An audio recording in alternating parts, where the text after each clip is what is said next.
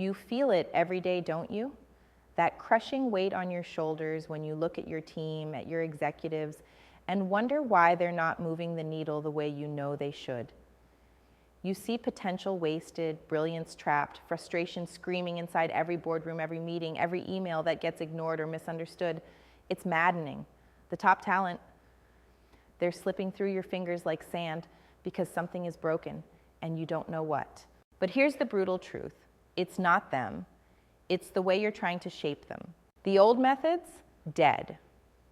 Overrun by noise, ego, and surface-level fixes that never reach the core of transformation. Real coaching doesn't happen in vague pep talks or empty platitudes. It happens when you peel back every layer of fear, doubt, and old habits that choke an executive's growth. You need strategies that cut through the crap and hit primal nerves, the nerves of what truly makes leaders not just good or great, but elite. Not the kind of elite that looks good on paper, but the kind that changes the game every single day. That kind of leadership screams relentless purpose, fierce clarity, and brutal self-awareness. First, wreck the myth of comfort in growth. Chasing comfort is poison. Those executives who you want to call elite are addicted to the pain of expansion, not comfort. They get uncomfortable and lean into it. Your coaching must force them into arenas where they are brutally exposed to their weaknesses and limits. Stop sugarcoating feedback. Stop allowing the safe zones in conversations. Demand uncomfortable truths. Teach them how to crave that discomfort like air. Because only in that agonizing stretch beyond their current selves does transformation ignite. Second, stop coaching them to think small or safe. The world does not reward the cautious anymore.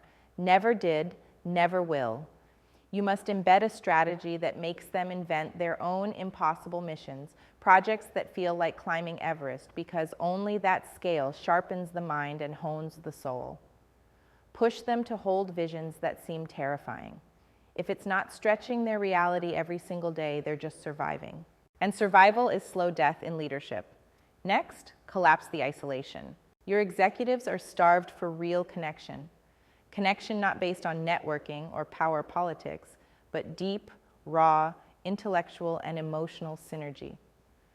Coaching isn't filling them with ideas. It's wiring them to seek out the rare few who hold the pieces they don't. They must be uncomfortably linked with diverse perspectives, brutally honest critics, and relentless challengers. Create that web around them, or watch their brilliance shrink into loneliness. Then, slash through inherited narratives that cage their freedom. Every leader you coach carries scars from outdated systems and cultural lies, whispered since childhood about who they can be, what they deserve, what they're allowed to do.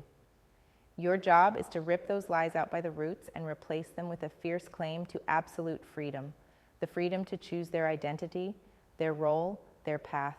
If you don't do this, you're just shaping another cog, not an elite executor of change. Lastly, embed meritocracy not as theory, but as sacred ritual. Every trust, every dollar, every inch of power your executives gain must be burned on the altar of earned ability, never status or charisma alone. You must make them obsess over proving themselves every day. Complacency is the enemy. Growth is non-negotiable. Reward only what breaks the mold, only those moves that genuinely carve new paths. Here is what you must do. Discard coaching that comforts and soothes. Replace it with fiery confrontation and challenge. Command your executives to seek pain to break comfortable shells. Push them into the most terrifying visions they can hold. Force them into webs of deep, harsh truths and alliances that scare them. Tear down every illusion that keeps them boxed in. Imprint on them the sacred creed of relentless meritocracy. This is the alchemy that creates not just good leaders, but the ones who will bend reality, break limits, and build futures no one else dared imagine. This is the road of fire where elite executives are born. If you want to keep playing it safe, stop watching now. But if you feel that hunger, the unbearable itch inside that whispers you were made for more, fuel it. Burn it into your coaching. Ignite it in your leaders. Disrupt, dismantle, dominate. Because anything less than fierce, relentless growth is betrayal. And the world is burning for those who will rise, because it will not wait any longer.